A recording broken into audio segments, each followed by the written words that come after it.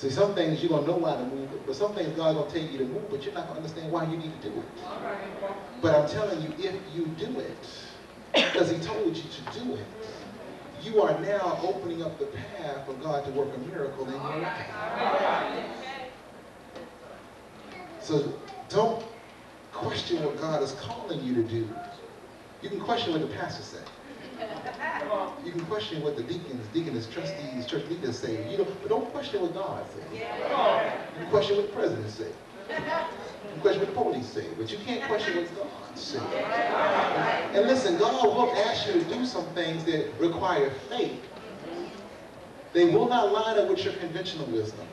They will not line up with what we know. Because we are limited in our thinking.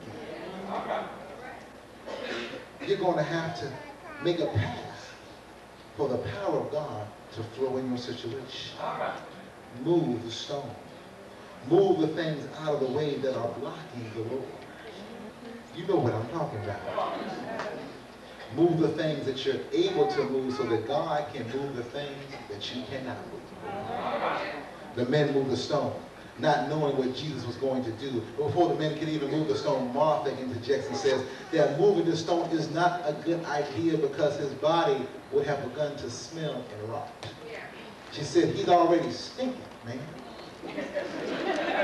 See, moving the stone didn't make any sense. Even though they could move the stone, the reason to move the stone didn't make any sense. Moving the stone would expose everyone to the wretched state of Lazarus.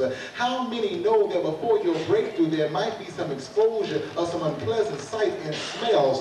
Jesus has to expose Lazarus before he can fix Lazarus. Oh, see, that's a word for somebody in here. As long as the stone was there, Lazarus would have continued to rot slowly and quietly, and someone in here is rotting slowly and quietly. If you don't know Jesus as your Savior and Lord, listen, you're rotting slowly and quietly. If you have not accepted Christ as the Son of God and Savior of the world, you are rotting away slowly and quietly. And listen, every time we expose someone to the good news of Jesus Christ, it's like opening and pulling the stone away so that God can move in their life. But that's not the only thing. Listen, even if you're saved, God is saying there's some stones in your life. You got to move them out of the way. There's stones that they can easily be moved. You just got to try it. It doesn't make any sense. You know that as soon as you do it, some stuff's going to be exposed that you don't want exposed. Some stuff you're going to have to deal with. Listen, and some things I had to be exposed to some stuff in my life just for me to make the tough kind of changes that I needed to make it. And listen, once I moved the stone, God was able to do something in my life that I never thought possible.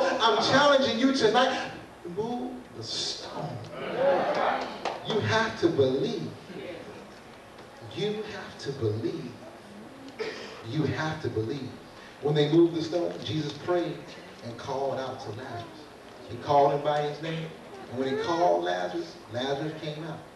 Lazarus came out even though Jesus didn't come when he was expected.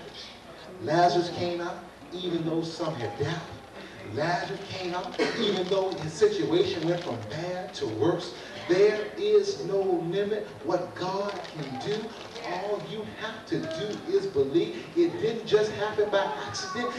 Even though the timing doesn't seem right for you, God is going to still be on time. Listen, beloved, in 2005, you have to believe. And as this choir comes and sings, I'm challenged. Let the congregation stand. That's the sermon for tonight. I know I didn't close with a lot of excitement, but I'm challenged. Listen here.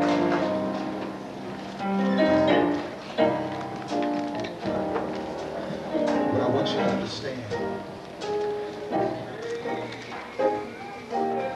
that this year is going to take faith